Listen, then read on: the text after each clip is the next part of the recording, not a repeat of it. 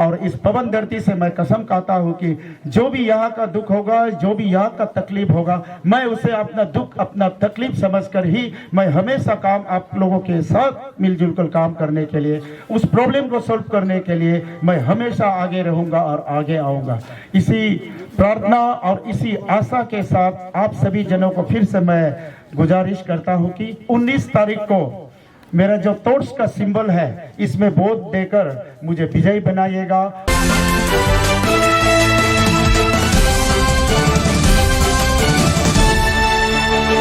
Dibang valley और lower Dibang valley के सभी जनता जनार्दन को मेरे ओर से नमस्कार।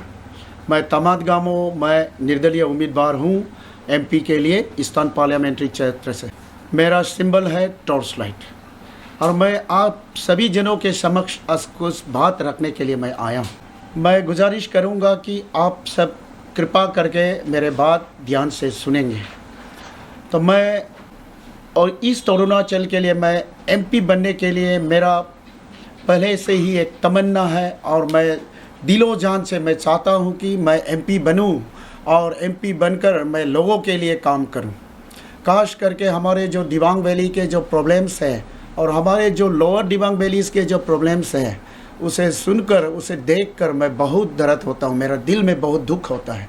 जैसे कि लैंड कंपनसेशन के बारे में मैंने बहुत सुना, मैंने बहुत देखा। एनएचपीसी वालों से भी मेरा गुजारिश है, आपने जो वादा किए थे, जो वादा आप करके रखे हैं उसे अमल करें। ऐसे ना हो कि हमें उसके लिए ज़बरदस्त आप लोगों के साथ झगड़ना पड़े।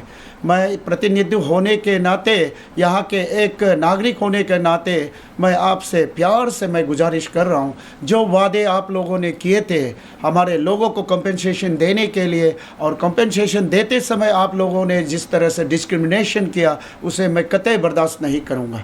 और आप लोगों से मैं गुजारिश करता हूँ, समय अभी भी बाकी है, आप थोड़ा रिड्रेस कीजिए और एड्रेस कीजिए मेरे लोगों को सही ढंग से कंपनसेशन देने के लिए।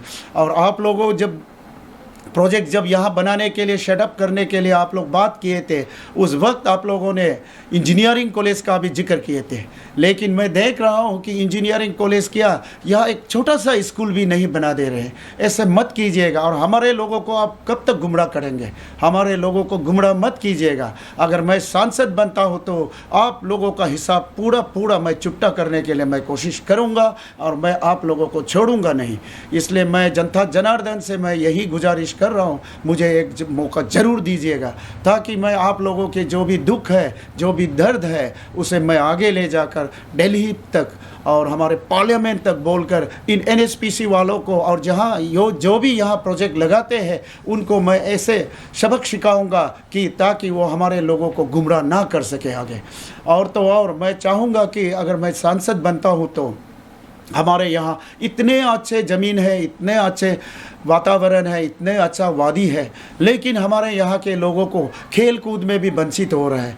यहाँ कोई अच्छा स्टेडियम नहीं है, इंफ्रास्ट्रक्चर कुछ डेवलप नहीं है। यहाँ पोटेंशियल्स है हमारे लोगों में, हमारे बच्चों में हुनर भी है, लेकिन वो यहाँ प्रैक्टिस के लिए उनको जगह नहीं मिल रहा है, उनको अच्छा इंफ्रास्ट्रक्चर नहीं मिल रहा है। आप उनका बिल्टअप देखिए ना, बॉडी देखिए आप, वो बॉक्सिंग में भी कोई कमी नहीं होगा उनका, वेट लिफ्टिंग बोलिए आप, अच्छा बॉडी बदन है, और आप आर्म रेसलिंग भी बोलिए, यहाँ अच्छा बदन है। और यहाँ तो हमारे लोग, हमारे बहनें मिसाइल कायम करके रखे हुए हैं, एवरेस्टर बन के एवरेस्ट में चढ़कर उनका हुनर आप लोग देख लिए हैं और साबित कर चुके हैं। मैं चाहूँगा कि यहाँ अच्छा स्पोर्ट्स डेवलपमेंट हो, स्पोर्ट्स कॉम्प्लेक्स बने और यहाँ स्टेडियम अच्छे बने, ताकि हमारे जो इंटरनेशनल प्लेयर्स जहाँ अपना मेहनत से, अपना बलबूते से जो कर रहे हैं, उसको भी हमारा गवर्नमेंट को भी मैं मांग कर रहा हूँ, रिक्वेस्ट कर रहा हूँ कि उनको अच्छा फंड मुहैया करें, उनको अच्छा पैसा देकर आप उनको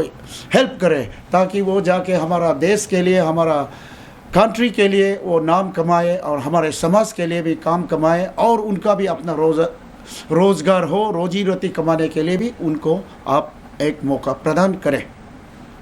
तो मैं चाहूँगा कि अगर मुझे आप सभी के दया से, मैं हर ग्राम, हर बस्ती तो मैं जा नहीं पा रहा हूँ, इसलिए मैं यहीं से खबर आज तक के तरफ से मैं आप सभी जनों को मैं गुजारिश कर रहा हूँ, इनके माध्यम से, इसी चैनल के माध्यम से मैं आप सबको विनती करता हूँ कि जहाँ जहाँ मैं पहुँच नहीं पाए आप सब मुझे ज़रूर क्षमा कीजिएगा और अपना समझकर मुझे आप लोगों को शार्प करने का, आप लोगों का दुख दर्द और तकलीफ़ को मुझे इसे आगे बढ़ाने का और उससे मुझे हल लाने के लिए, इसका हल ले आने के लिए मुझे आप लोग एक बार मदद कीजिएगा। और मेरा जो एनर्जी है सारा का सारा मैं आप लोगों के उत्थान के लिए और आप लोगों के उद्धार के लिए मैं पूरा का पूरा मेरा जान भी लगा दूंगा।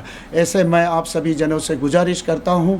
और सभी जो 19 तारीख को हमारे यहाँ चुनाव है और एमपी के चुनाव में आप लोग मुझे मेरे टॉर्च लाइट के सिंबल में देकर मुझे मदद कीजिएगा और मुझे सांसद बनाइएगा, ताकि मैं आप लोगों का जितना भी दुख दर्द है, जो तकलीफ़ें यहाँ हमारे लोग, ईदू समाज के लोग और हमारे यहाँ बसे हुए व्यवसाय के लोग, जो हमारे इंडियन के सिटीजन हैं, सभी जनों के लिए मैं काम करूँगा। और मैं चाहता हूँ कि यहाँ अमन चैन का ज़िंदगी हो और यहाँ मेडिकल अच्छा बने, यहाँ एजुकेशन अच्छा हो और मेरे लोग, यहाँ के बच्चे अच्छा पढ़ लिख कर अच्छा नागरिक बने। ऐसे मैं सभी से प्रार्थना करता हूँ और परमेश्वर से भी मैं, नानी इंतहा से भी मैं प्रार्थना करता हूँ कि आप हम सबको आशीर्वाद दे, हम सबको शक्ति और विवेक दे, ताकि हमारे लोग कॉन्शियस वोट करें और हमारे जैसे गरीब को भी एक मौका प्रदान करें।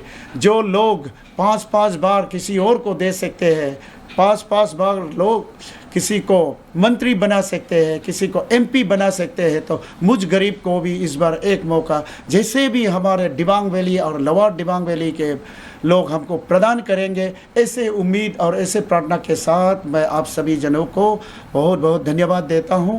आप सभी जन, जो दर्शकगण, जो श्रोतागण मुझे सुन रहे हैं, आप सबको मैं, जो मेरे बुजुर्ग हैं, आप सभी का मैं चरण स्पर्श करता हूं। और जो हम उम्र के लोग हैं, आप सभी को, और छोटे भाई हैं, छोटे बहन हैं, माँ पिताजी, सभी को मैं नमस्कार करते हुए, और मैं सांसद बनता हूं तो मेरा प्राथमिकता रहेगा कि यहाँ मैं ईस्टर्न पार्लियामेंट्री के लिए मैं स्टेट का डिमांड करूँगा और स्टेट बनाकर यहाँ आमने सामने कहीं भी हो, चाहे रोइंग में हो, चाहे तेजू में हो, चाहे नामसाई में हो और अन्य एक जगह में भी जहाँ सेंट्रली लोकेटेड है, वहाँ पर हमारा राजधानी हो और हमारे लोग भी थोड़ा आगे बढ़कर, जैसे हमारे वेस्टर्न पार्लियामेंट्री के लोग धनवान बन गए हैं, ऐसे हमारे लोग भी यहाँ के कम से कम अपना रोजी रोटी अच्छे मिले और धनवान बने, ऐसे मेरा मानना है और ऐसे मेरा तमन्ना है।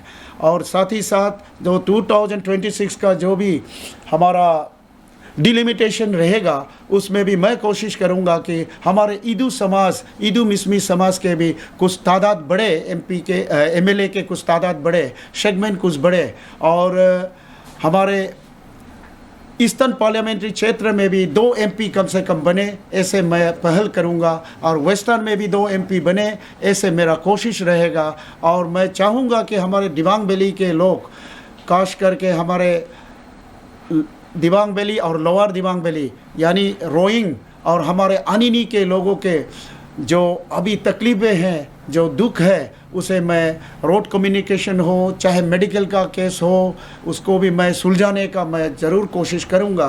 और हमारे यहाँ के लोगों को हाथ में रोज़गार हो और हमारे लोगों का बच्चों के बीच पढ़ाई लिखाई अच्छा हो, एजुकेशन का सेक्टर में बहुत ज़्यादा इम्पोर्टेंस मैं दूंगा और मेडिकल फैसिलिटीज़ के लिए भी मैं बहुत ज़्यादा इम्पोर्टेंस दूंगा। साथ ही साथ मैं एक बात, एलिगेशन जो मेरे ऊपर लगे हैं उसे भी मैं क्लियर करना चाहता हूं।